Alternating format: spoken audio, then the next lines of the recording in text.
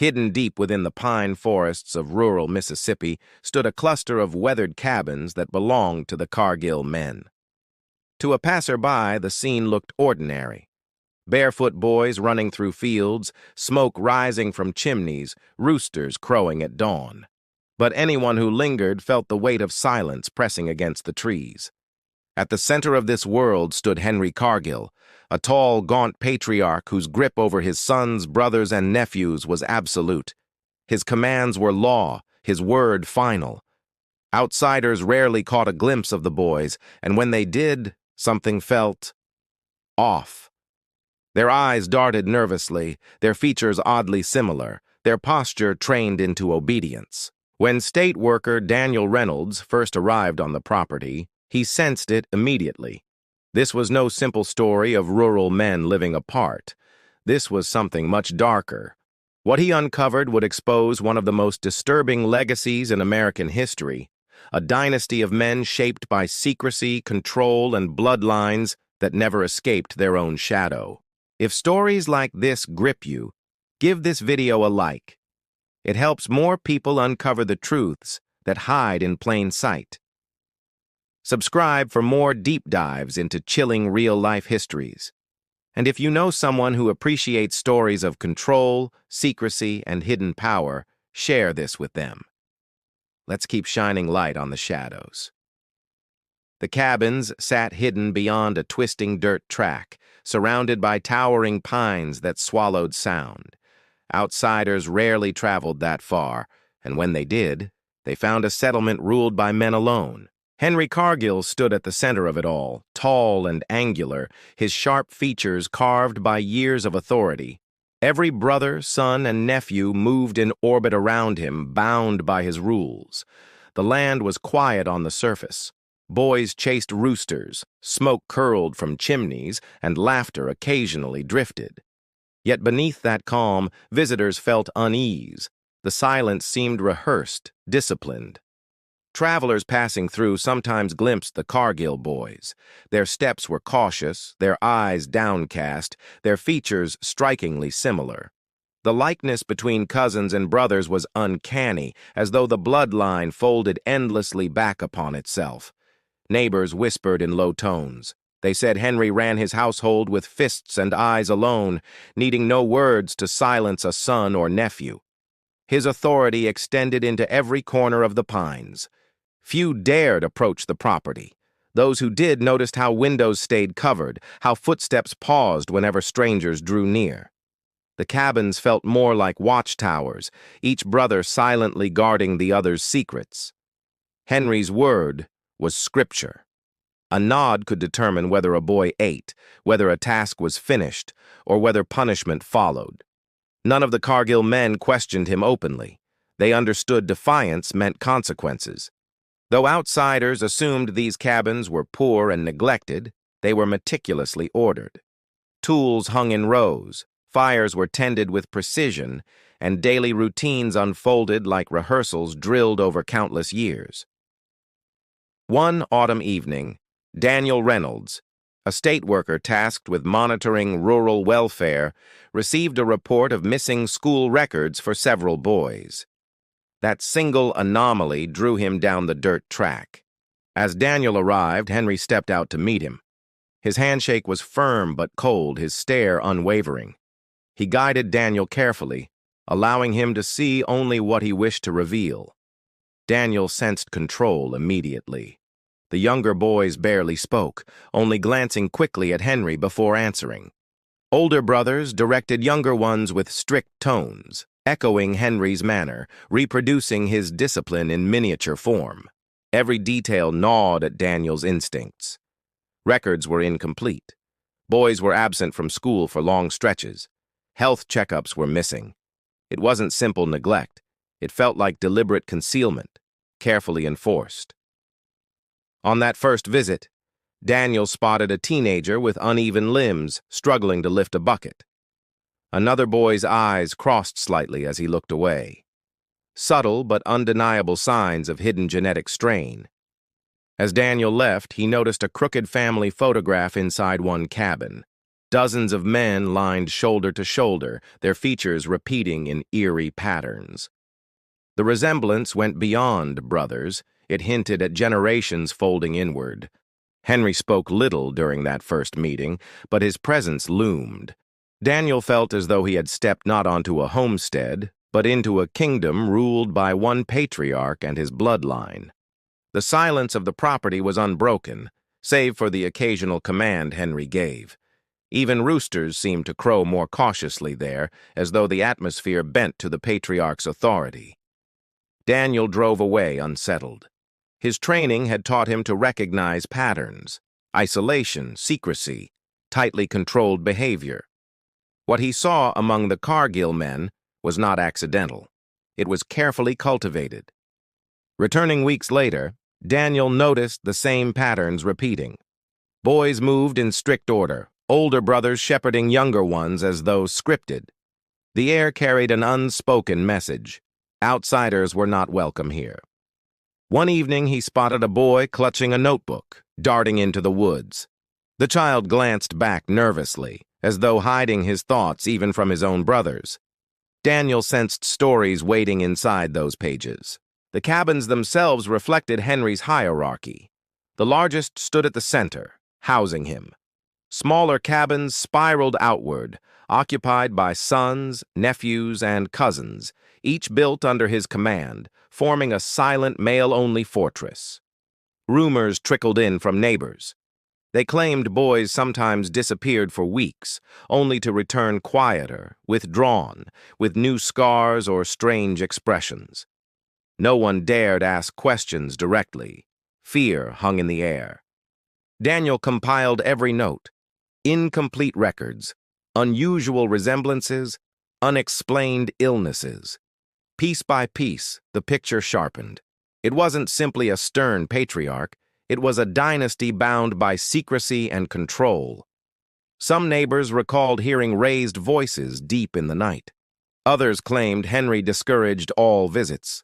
Outsiders who attempted kindness, offering supplies or conversation, were met with stone-faced silence from the Cargill brothers. Each visit peeled back another layer. Daniel saw boys flinch when Henry's voice sharpened. He saw older cousins discipline younger ones with rigid hands. Fear and obedience ran like blood through their interactions. Medical evidence soon confirmed what Daniel suspected. Records showed stunted growth, untreated spinal deformities, and recurring illnesses among the boys. These weren't isolated cases. They were symptoms of generations bound inside one bloodline. Henry's authority wasn't just physical, it was psychological. A gesture could silence a nephew mid-sentence. A look could halt a boy's step. Daniel realized control was etched into their bones, inherited as much as learned. Even leisure felt rehearsed. When boys played outside, they laughed too carefully, checking Henry's expression as though joy itself required permission. Freedom didn't exist there. Even games belonged to the patriarch. As the months passed, Daniel began sketching the family tree. Names repeated. Cousins married cousins. Brothers paired with brothers' sons. The bloodline folded inward relentlessly, each generation tighter than the last. The evidence disturbed him. Photographs revealed jawlines repeating, identical eyes resurfacing across decades. Journals hinted at arranged pairings orchestrated by Henry, recorded like ledgers, justifying deformities as acceptable outcomes of the dynasty's order. Daniel's role grew heavier. He wasn't documenting neglect anymore. He was unearthing an entire system built on secrecy. The Cargill cabins weren't just homes. They were the chambers of a hidden monarchy. The deeper he looked, the clearer it became. This wasn't an isolated family. It was a self-contained world where every boy was raised to obey, every brother to guard secrets, every son to repeat history. At night, Daniel wondered how long such a dynasty could last without intervention. How many more generations could Henry's command stretch? How many boys would bear the weight of silence before truth broke through? The dirt road leading away from the cabins stayed etched in Daniel's mind. He knew he'd return. The first chapter of his investigation was ending, but the shadows of Henry's rule had only begun to emerge. Daniel's reports grew thicker. He documented every nervous glance, every missing record, every photograph. He wasn't just chasing suspicion. He was building a case against decades of secrecy enforced under the patriarch's control. Each time Daniel departed, the cabins grew smaller in his rearview mirror, but the weight pressed heavier. The world outside remained bright, ordinary. Inside the pines, something dark and male-dominated thrived unchecked. Henry paced those cabins like a king surveying a kingdom. His power was absolute, his dynasty unquestioned. And for Daniel, one truth became certain. Breaking that silence would not come without a fight. The patriarch had ruled for decades, weaving order and fear into every brother, son, and nephew. Now, for the first time, his dynasty faced eyes that would not look away. The unraveling had only begun. Daniel Reynolds returned down the dirt road with a folder tucked beneath his arm, his mind heavy with unanswered questions. Something in those cabins demanded persistence, and he could not ignore it. This time, he brought official papers requesting further observation. Henry Cargill met him again at the edge of the property, his jaw tight, his gaze carrying the same unspoken warning as before. Henry guided him across the grounds with measured steps. The younger boys lingered near fences, their eyes watching carefully.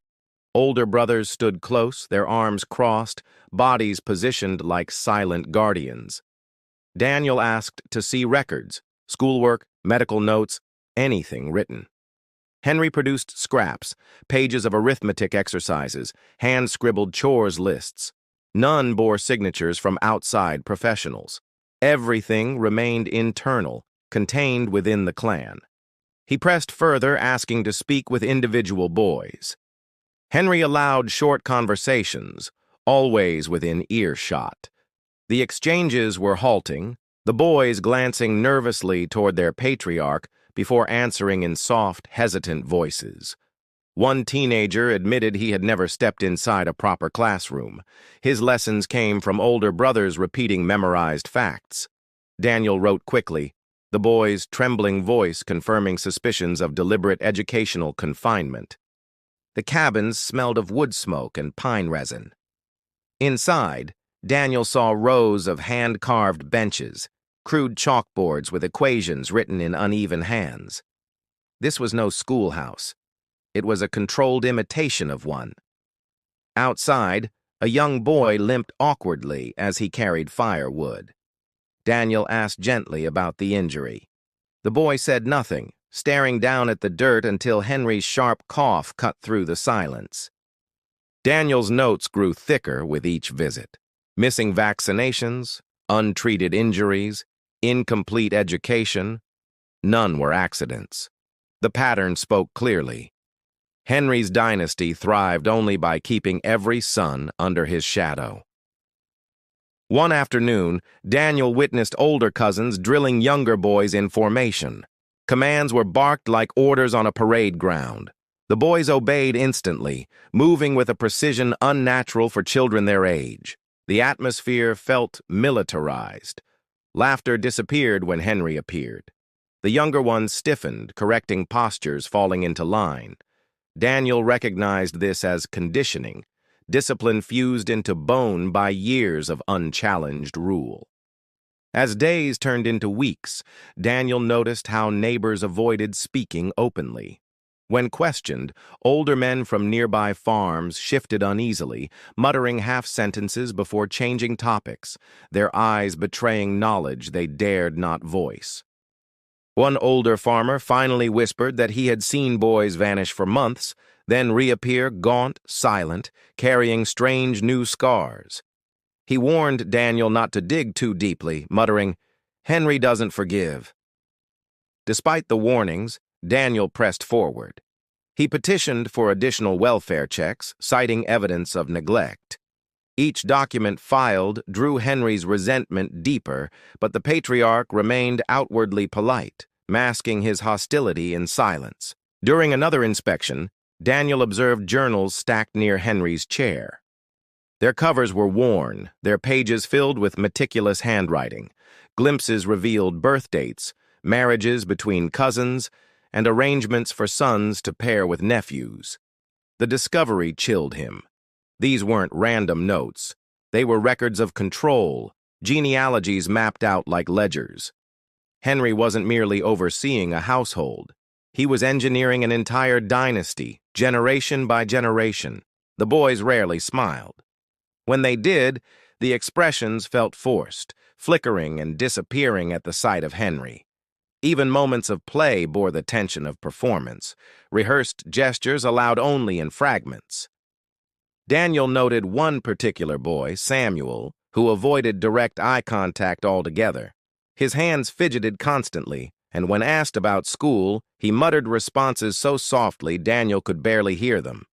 Another youth, Thomas, showed advanced mathematical skill but froze when asked to solve problems aloud. He stared toward Henry instead, as though awaiting permission to display knowledge. Daniel marked him as deeply conditioned. Medical staff eventually joined Daniel on a visit. The doctor examined several boys discreetly, confirming untreated scoliosis, malnutrition, and hearing loss. These weren't isolated cases. They pointed to systemic neglect across generations. Henry's face hardened during the examinations. He insisted the boys were strong, self-reliant, capable of surviving without outside interference. His words were firm, but the trembling hands of younger sons betrayed the truth. Daniel recorded every observation. He built timelines, matched photographs, cross-referenced ages. The evidence grew undeniable. The Cargill cabins were more than isolated homes. They were cages disguised as tradition, ruled with calculated severity. One evening, Daniel arrived unexpectedly. He saw older brothers leading younger ones into a separate cabin. Through a crack in the wall, he caught sight of rituals, vows spoken, promises bound in secrecy. The sight confirmed his deepest fears. Henry wasn't simply raising boys. He was indoctrinating them into a closed order, ensuring the cycle of obedience and insularity would repeat long after his own death. Daniel drove away shaken. The headlights carved tunnels through the pine forest, but his thoughts remained tethered to that cabin. Every detail whispered of a dynasty carefully hidden from the outside world. The state began pressuring him for conclusive evidence. Rumors weren't enough. He needed proof undeniable in court. Each visit became more dangerous, Henry's eyes narrowing, his patience thinning, his control slipping closer to open defiance. The younger boys started gravitating toward Daniel cautiously. Some lingered near his vehicle, peeking inside, fascinated by simple objects like pens or maps. Their curiosity betrayed how little of the outside world they'd seen. Daniel used these small encounters to build trust. A candy bar offered, a gentle question posed. Each act chipped away at the wall of fear, though always under the watchful eyes of older brothers. Henry's defiance escalated. He refused entry to certain cabins, claiming privacy. Daniel noted the refusals, understanding they revealed more than Henry realized. Secrets too fragile to show lay hidden behind those barred doors. Despite resistance, Daniel knew the investigation had crossed a threshold. This was no longer a question of neglect. It was a system demanding dismantling. The patriarch's reign had stretched unchecked for too long. Each drive home, Daniel replayed the faces of the boys in his mind. The wary eyes, the nervous hands, the repeating features. He couldn't shake the feeling that time was running short. The investigation deepened, reports stacked high on his desk, each page another layer peeled back. The Cargill dynasty stood exposed, though Henry still clung to power. The unraveling was inevitable. The confrontation drew nearer. The records Daniel compiled began forming a map of heredity unlike anything he had seen before. Names repeated, sons mirrored uncles, and cousins overlapped until the tree looked more like a closed circle. Photographs recovered from old trunks revealed striking similarities. Broad jaws, heavy brows, identical cheekbones. Generation after generation of boys bore features so alike it felt as though one face kept returning endlessly. Medical specialists reviewing the files confirmed what Daniel already suspected. The anomalies were not random accidents of birth, but the inevitable result of a dynasty locked within itself, where bloodlines never reached outward. One boy struggled to breathe through a malformed ribcage. Another squinted through misaligned eyes. Several showed signs of cognitive delays, their development stalled by genetic repetition and the absence of proper medical attention. The doctor explained gently that such traits compounded when kin continued pairing within a closed circle. For the Cargill sons, biology itself had become another prison, etched into bone, carried into every generation. Daniel visited again, carrying fresh reports. Henry greeted him with the same iron composure, but Daniel noticed subtle tremors in the patriarch's hands, as though cracks had begun forming in his unshakable presence. The younger boys shuffled awkwardly during examinations, their shoulders tense. Some bore scars from untreated fractures, crooked fingers, or twisted spines. These weren't isolated injuries, but marks of systemic neglect across countless seasons. One teenager, Matthew, spoke reluctantly of constant headaches and dizziness. He had never seen a doctor. His older brothers dismissed the complaints as weakness, repeating Henry's teachings that hardship was proof of strength. Daniel understood that indoctrination ran deeper than punishment. Henry had convinced generations of boys that suffering was noble, that enduring pain without complaint was evidence of loyalty, masculinity, and devotion to their patriarch. The medical team photographed every deformity carefully, documenting conditions left untreated for years. These images became powerful evidence, undeniable proof that the dynasty's closed bloodline had inflicted visible consequences upon its youngest members. In one cabin, Daniel discovered diaries written by older brothers decades earlier. The entries detailed arranged pairings, justifications for keeping alliances internal, and assurances that outsiders could never understand the sacred order. The language was chilling. These men framed their isolation as virtue, their bloodline as chosen, their deformities as acceptable costs for maintaining purity. To them, secrecy was not shame, but sacred duty. Daniel sat at his desk late into the night, piecing together the web. He realized the dynasty was not merely hidden, it was designed. Each generation reinforced the patriarch's vision of continuity. The boys themselves carried the consequences: bent backs, clouded eyes, delayed speech. Every ailment bore testimony to choices made long before they were born. They lived inside a legacy not of their making. One evening, Daniel met with specialists who explained the long-term toll. Without intervention, the genetic consequences would only worsen, increasing risks of heart defects, developmental disorders, and psychological instability among future generations of sons. The reality weighed heavily. Each face Daniel had seen at the cabins was a reminder of how secrecy and control could reshape entire lineages, transforming natural family bonds into chains that carried suffering. Despite this, Henry refused to yield.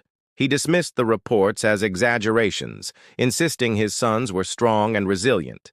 To him, external criticism was merely proof of outsiders misunderstanding their chosen way of life.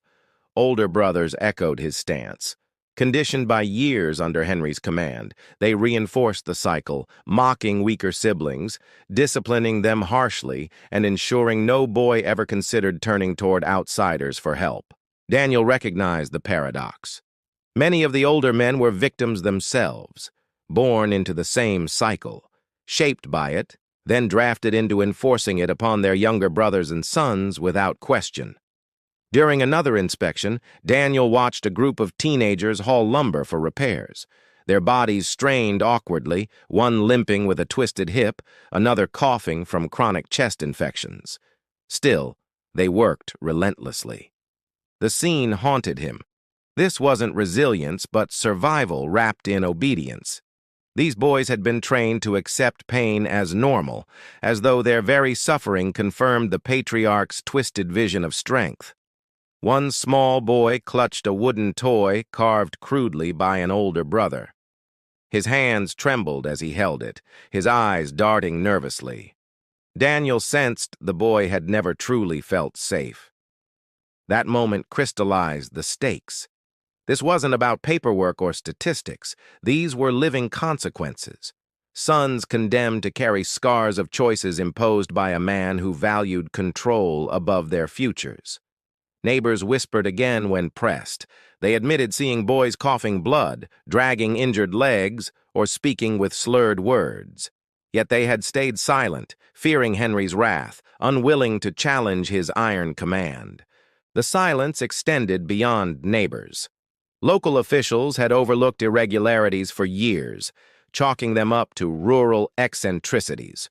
Only now, with evidence stacking high, did the system finally grasp the scale of hidden damage. Daniel compiled reports thicker than textbooks, each page filled with names, symptoms, and photographs. He knew these records weren't just files. They were shields, weapons of truth against a dynasty built on secrecy. The consequences weren't only physical. Psychologists explained how growing up under such control warped identity. Sons conditioned to obey never developed independent thought, their entire sense of self bound to Henry's shadow. Younger boys showed signs of anxiety and hypervigilance. They startled at sudden sounds, spoke in whispers, and froze at minor mistakes. Trauma, the specialists explained, had become ingrained, passed like inheritance among the brothers. Older men revealed confusion when questioned. Some defended Henry fiercely, while others faltered, torn between loyalty and buried resentment. Their identities had fused with obedience, leaving little space for recognition of harm. Daniel realized this wasn't just a family issue, but a generational echo. Each boy absorbed not only deformities in body but distortions of mind, taught to mistake control for love, dominance for tradition. Evenings in the cabins reflected this conditioning. Meals were silent unless Henry spoke. Boys watched every gesture, copying his mannerisms. Every movement reinforced the same hierarchy, ensuring the dynasty's patterns continued unbroken.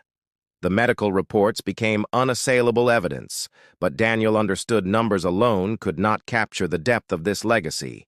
He began recording testimonies, documenting the voices of sons who dared whisper truth. One boy admitted quietly that he feared being paired with a cousin.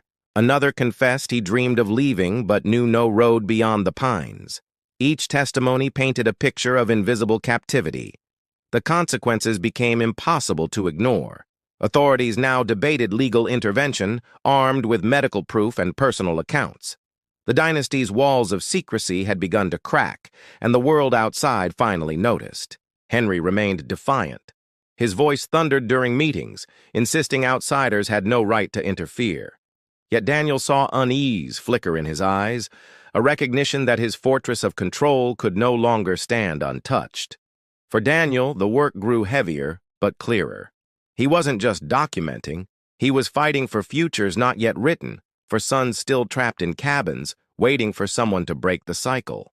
The bloodlines had spoken through twisted bodies and anxious eyes. Now the consequences were undeniable, and the dynasty's survival depended on silence. But silence was ending. Intervention had become inevitable, and confrontation loomed. The day authorities arrived in force, the pines seemed to close tighter around the cabins. Vehicles lined the dirt track, engines humming as men stepped out carrying papers, cameras, and solemn determination. Henry Cargill stood at the center of his yard, arms crossed, jaw locked.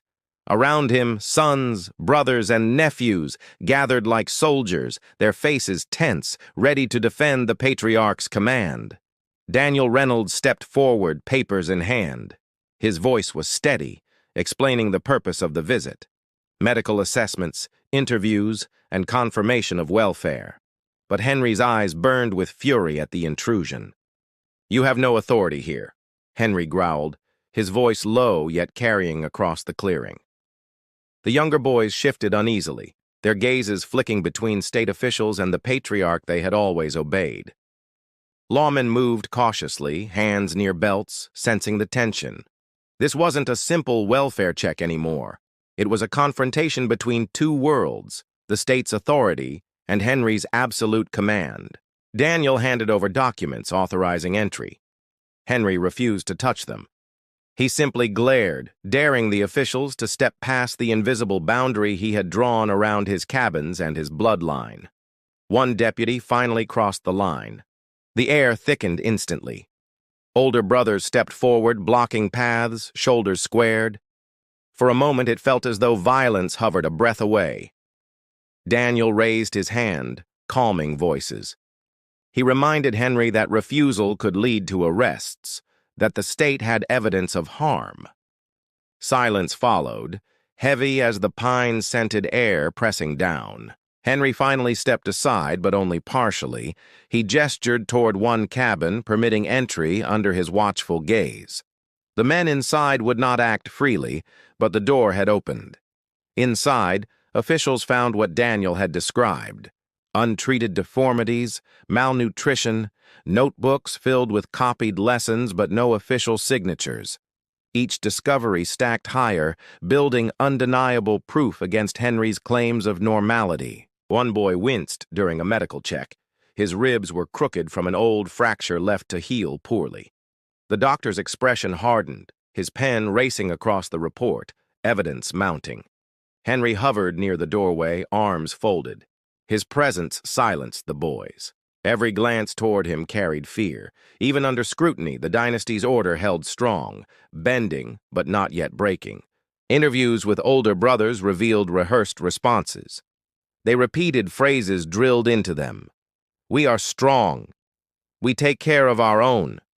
The words sounded hollow, memorized, stripped of genuine conviction. Daniel noticed cracks. A younger boy hesitated before answering, eyes darting nervously. He whispered that he wanted medicine for his cough, then clamped his lips shut when Henry's stare cut across the room. The doctor pressed on. He measured twisted spines, recorded poor eyesight, noted stunted growth. These were not stories anymore, but physical realities carved into the bodies of sons raised under secrecy. Outside, deputies cataloged the grounds. They photographed cabins, noting barricaded doors and curtained windows. The compound looked less like a home and more like a fortress built to keep outsiders away. Henry's defiance grew louder. He accused the officials of trespassing, claimed persecution, and framed the intrusion as an attack on independence. His voice carried, rallying older brothers who echoed his anger. Daniel countered calmly, reminding them that the law required protection for boys at risk. He spoke firmly, but without aggression, holding ground even as Henry's face twisted with rage. The standoff continued for hours. Each step of assessment, each question asked, felt like a spark threatening to ignite the powder keg of resentment Henry had cultivated for decades. At one point, a deputy asked Henry directly why school attendance had ceased. Henry's jaw clenched. "My sons learn here," he barked, gesturing toward crude chalkboards, his words slicing through the tense silence. Daniel replied gently, explaining that education meant more than arithmetic scrawled on boards. It required exposure to the world, new ideas, and opportunities beyond the confines of cabins. Henry turned away, unyielding. Despite resistance, the process moved forward. Boys were weighed, measured, and examined. Each result confirmed systemic neglect. The stack of documents grew thicker, the case against Henry stronger with every passing hour. One particularly frail teenager collapsed during questioning, his body weakened by untreated illness. Officials rushed him outside, loading him into a waiting vehicle. Henry's face blanched, but he said nothing, lips pressed tight. That moment broke something in the standoff. The image of a boy carried out, coughing, barely able to stand, pierced the dynasty's facade of strength. Even older brothers looked shaken, glancing uncertainly at Henry. Daniel seized the moment. He reminded them that this wasn't about destroying tradition, but protecting lives. His words carried weight, resonating with younger boys whose eyes flickered with silent pleas for help. Henry roared in response, accusing Daniel of poisoning minds, claiming betrayal. His voice cracked, though, betraying a tremor he couldn't hide. For the first time, the patriarch's control seemed vulnerable. Lawmen stepped closer, reminding Henry that obstruction could lead to removal of every boy present. The patriarch faltered, his iron composure dented by the reality of external power pressing in. Still, resistance persisted. Henry refused access to certain cabins, demanding warrants. Officials documented the refusals, knowing courts would see them as proof of hidden dangers. Each denial added weight to their case. As night fell, lanterns flickered across the yard. Officials gathered evidence, their voices low but determined. Henry lingered in the shadows, pacing, eyes burning, unwilling to admit his dynasty was slipping from his grasp. Daniel drove home with mixed emotions. The confrontation had yielded progress, but also hardened resistance. The dynasty had not fallen, but its secrecy was unraveling, thread by thread, under the state's relentless scrutiny. In town, debate erupted. Some men praised intervention, relieved someone finally challenged Henry. Others condemned it, accusing officials of violating independence. The community itself divided, torn between silence and accountability. For Daniel, the day marked a turning point. The dynasty could no longer hide. The standoff had exposed truths too visible to ignore, truths carried in bodies, in scars, in trembling voices. The battle was far from over. Legal hearings loomed. Henry's defiance would not fade easily, but the walls of secrecy had cracked, and once light entered, shadows could never reclaim full dominion again. The cabin stood silent after the officials departed, lanterns extinguished one by one, yet the echoes of the day lingered, reverberating in every son's heart. The patriarch's fortress had been pierced, the reckoning advanced. The weeks following the standoff dragged heavily across the cabins. The silence that once cloaked the compound now carried tension, every step measured, every word weighted. The dynasty's rhythm had been broken. Henry Cargill paced the yard daily, his shoulders rigid, his eyes fixed on the tree line. He knew more visits were coming, each one threatening to strip away another layer of control. The boys felt the shift. Their routines continued, chopping wood, tending animals, reciting lessons, but hesitation lingered. Some dared glance toward the road, wondering if officials would return with greater force. Daniel Reynolds compiled his reports into thick binders, preparing for hearings. He documented every injury, every irregular record, every whispered confession. The weight of evidence grew too heavy for any court to ignore. In the cabins, brothers whispered at night. Younger sons asked older ones whether life existed beyond the pines. The older hesitated, torn between loyalty to Henry and curiosity about the world outside. Medical teams returned quietly, escorted by deputies. More examinations confirmed the earlier findings: untreated deformities, malnutrition, psychological scars. Each new record deepened the case, but also deepened fear within the patriarch's house. Henry's defiance hardened. He gathered his sons and nephews, delivering fiery speeches about outsiders threatening their unity. His words echoed through the cabins, but the conviction behind them began to sound strained. Daniel sensed resistance fracturing. He noticed how younger boys lingered near vehicles, peering inside with wide eyes, drawn to simple objects, books, maps, pens. Curiosity was beginning to outweigh fear. One afternoon, Daniel observed a teenage boy sketching quietly by the creek. His drawings showed roads, towns, even airplanes, things he had never seen but imagined from fragments overheard. Hope flickered in pencil lines. Older brothers wrestled with conflict. Some reinforced Henry's commands fiercely, guarding routines, silencing questions. Others showed hesitation, their eyes betraying doubt as they carried out orders that no longer felt justifiable. The hearings began in town. Officials presented photographs, testimonies, medical reports. Judges listened as Daniel laid out the dynasty's inner world, a fortress of secrecy where boys bore scars of obedience. Henry attended reluctantly, flanked by older sons. His words thundered through the courtroom, claims of independence, accusations of persecution.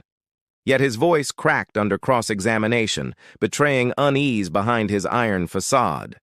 Doctors testified bluntly. They described twisted spines, untreated illnesses, cognitive delays. Their words painted a picture more damning than speculation ever could. The dynasty's harm was carved into the flesh of sons. Psychologists followed, explaining the toll of indoctrination. Boys raised to obey without question, conditioned to fear authority beyond Henry. The courtroom absorbed each detail, the weight of trauma undeniable. In the cabins, younger boys sensed the shift. They whispered about the hearings, asking if they might be taken away. Some felt fear. Others secretly longed for a chance to breathe freely. Henry tightened his grip. He increased punishments, assigning harsher chores, demanding stricter silence. Yet the harder he pressed, the more cracks appeared. Resistance spread quietly through glances, whispers, small acts of defiance.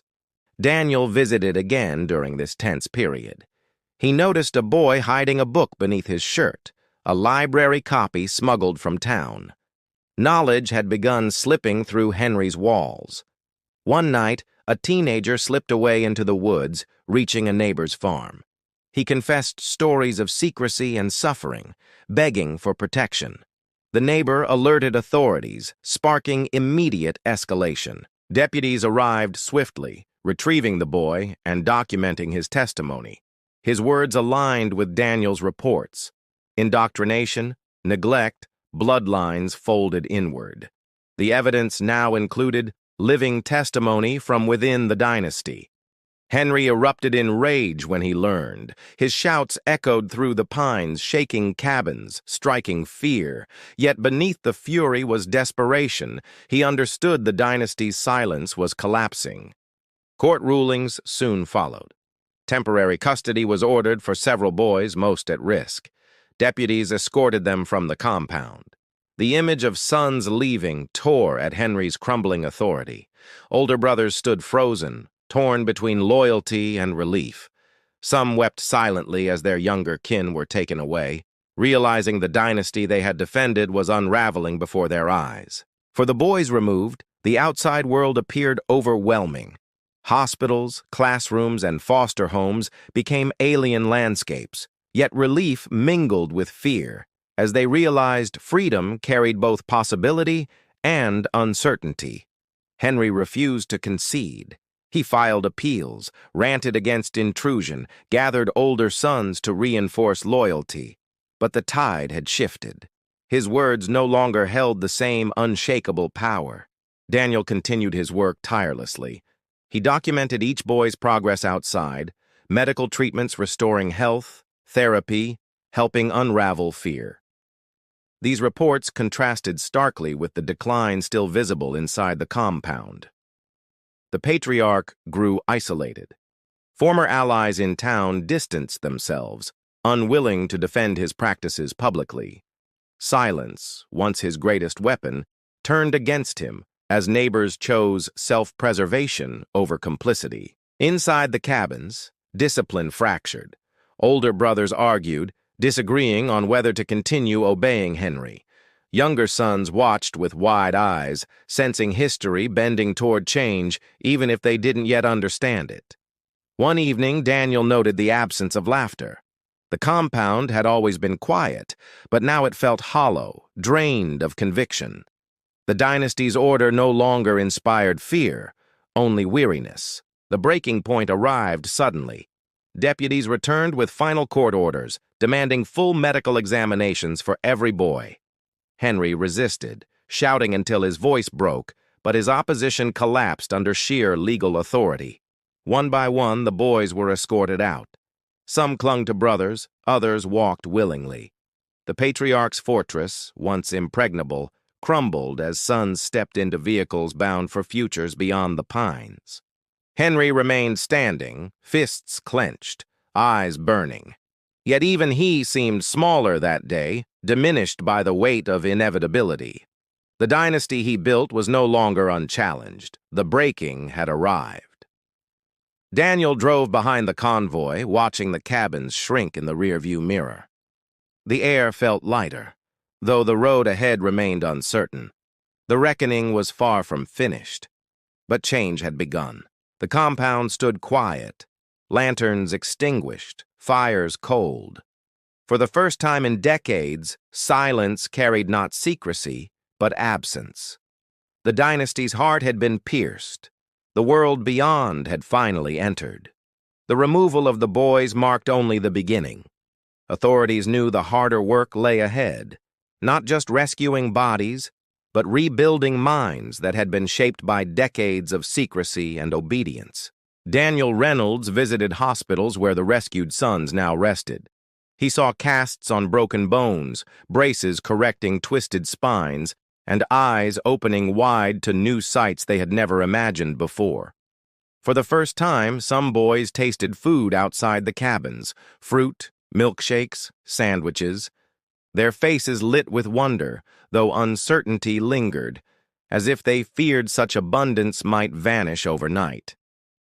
Therapists worked patiently, introducing games, conversation, and trust.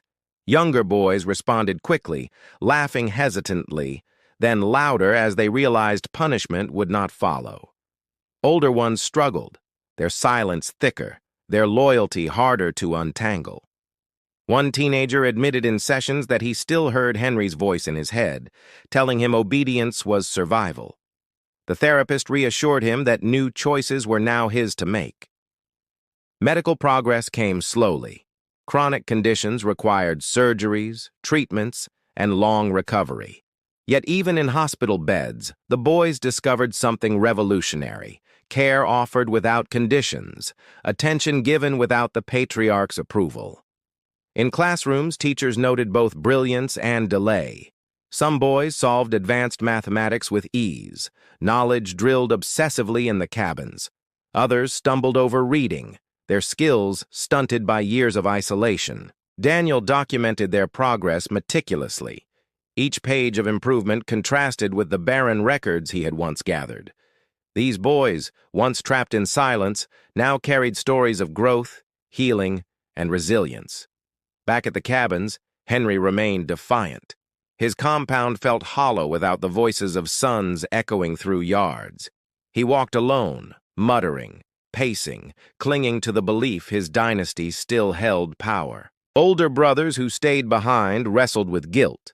They had enforced Henry's rules for years, striking fear into younger siblings. Now, confronted with empty cabins, they questioned the meaning of loyalty. Community response shifted.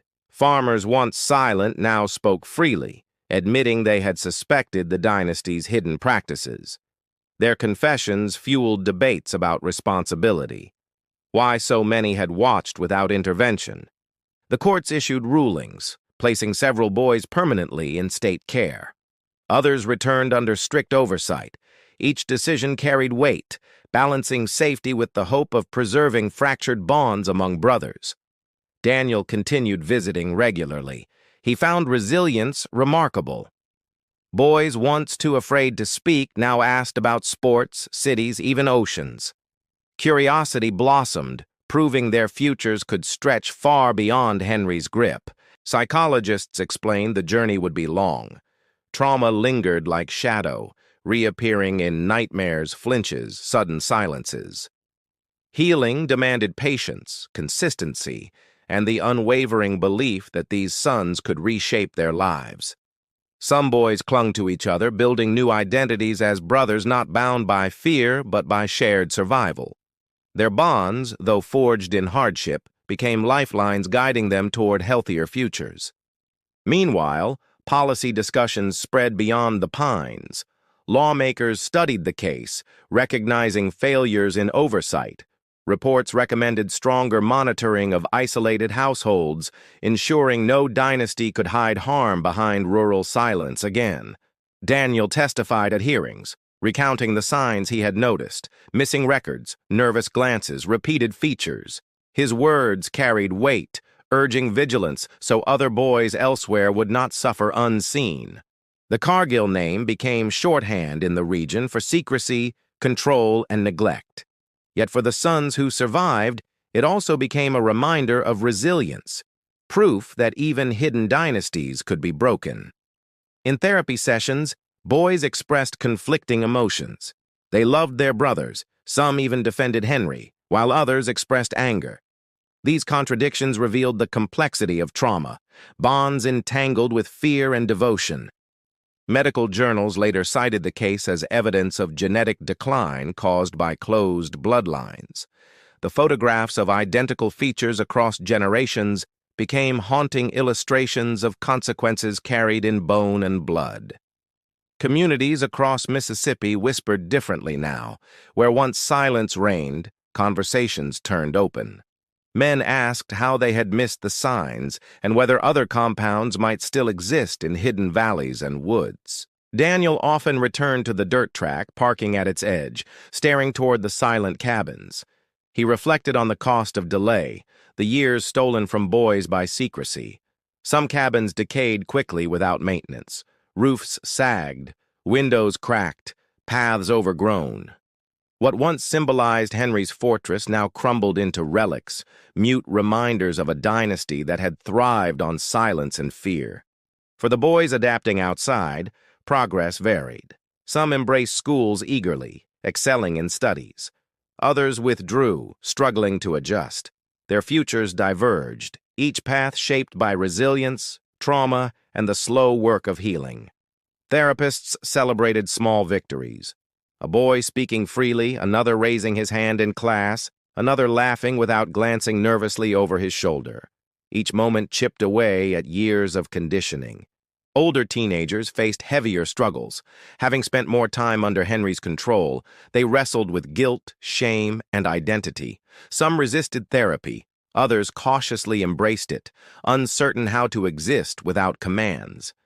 Daniel never forgot the first photograph he had seen, rows of identical faces. Now he replaced that image with new memories. Boys smiling, drawing, running freely, each expression uniquely their own. The case left lasting marks on institutions. Schools began flagging absences sooner, clinics extended outreach deeper into rural areas, deputies received training to spot hidden signs of systemic neglect and secrecy. Henry faced charges eventually: obstruction, neglect, endangerment. His court appearances drew crowds, curious to see the once mythic patriarch. He remained silent, his authority stripped, his dynasty reduced to testimony and evidence. For Daniel, the story became both burden and lesson. He carried the weight of knowing how long the silence had lasted, but also the relief of having shattered its grip. In later years, some rescued sons returned to the pines voluntarily. They walked among the decaying cabins, touching walls, recalling childhoods shaped by control. They left quickly, grateful their futures lay elsewhere. The legacy remained complicated. The dynasty had inflicted scars, but it had also forged resilience. Those who survived carried both pain and strength, reminders of what secrecy could destroy and what endurance could preserve. Beyond Mississippi, documentaries, articles, and conferences recounted the case. It became a cautionary tale, a reminder that isolation breeds vulnerability, and vigilance requires courage from those willing to step into the shadows. Daniel aged but never stopped speaking about the Cargill sons. His voice remained steady, urging vigilance, compassion, and persistence. He reminded audiences that hidden dynasties might still exist, waiting to be uncovered. The boys grew into men, their lives diverging. Some thrived in cities, some stayed rural, but all carried memories of cabins, pines, and the moment when silence was finally broken. As the years passed, the pines reclaimed the compound. Trees grew taller, roots cracked foundations, vines covered walls. Nature erased the fortress, but the story of its dynasty remained etched in memory. The echoes of the Cargill name lingered across courtrooms, classrooms, and communities. They warned of the cost of secrecy, the danger of unchecked authority, and the resilience of boys who chose survival. For Daniel, the journey ended not in triumph, but in reflection. The story was never simple. It was pain and resilience, secrecy and truth, obedience and freedom, intertwined forever beneath the pines.